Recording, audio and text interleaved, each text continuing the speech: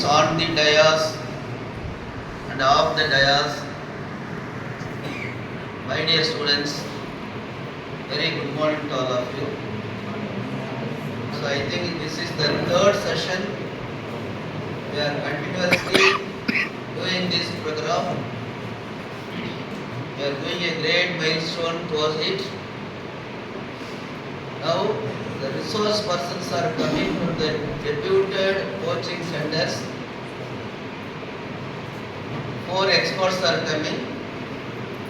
They will share their knowledge how we can compete with the competitive examinations. But in the previous classes I told whatever the sources available, you are having the capacity to observe it.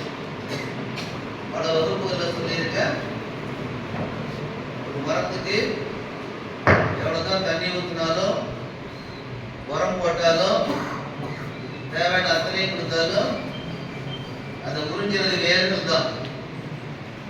நல்லா ஞாபகம் வச்சுக்கணும், அது இல்லைன்னா முடியாது. உனக்கு கான்சென்ட்ரேஷனுக்கும் அட்டென்ஷனுக்கும் ஒரு difference சொல்றேன். கான்சென்ட்ரேஷன்னா நீ ரொம்ப ஒன்றை ஃபோர்ஸ் பண்ணி அதில் நீ இன்வால்வ் ஆகணும். ரொம்ப கான்சென்ட்ரேட் பண்ணுவேன், ஃபோர்ஸ் பண்ணுவேன், அப்புறம் டயர்ட் ஆகிடுவேன். அப்போ அந்த மாதிரி செய்யறது நல்லதா? அட்டென்ஷன், உனக்கு பிடிச்ச பாடம் தானே, ரொம்ப கான்சென்ட்ரேட் பண்ணி கேட்குறியா? கான்சென்ட்ரேஷன் இல்லாமலே லைக் பண்ணி அந்த பாடம் கேட்கும், சரியா? அதுக்கு பேர் அட்டென்ஷன். கான்சென்ட்ரேஷன் அவனை ரொம்ப கஷ்டப்படுத்திட்டு அதுக்கு ஒரு என்வரன்மெண்ட்டை தேடிட்டு அங்கே போய் செலவுப்படுத்திட்டு அந்த ஃபோர்ஸ் எல்லாம் உட்படுத்தும் போது அதை நீ செய்வ, அதுக்குள்ள விடுவ.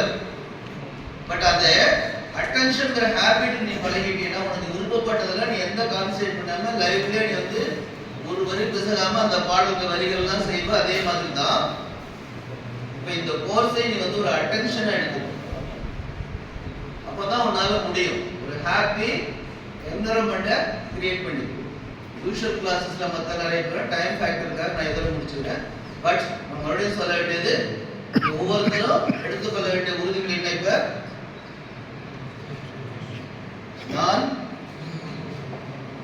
யாருடனும் பேச மாட்டேன், அவ்வளவுதான் உறுதிமொழி. நான் வேற எதுவுமே ஒன்று கேட்கல, ஒரு சின்ன ரிக்வஸ்ட், அது உறுதிமொழியாக எடுத்துக்க.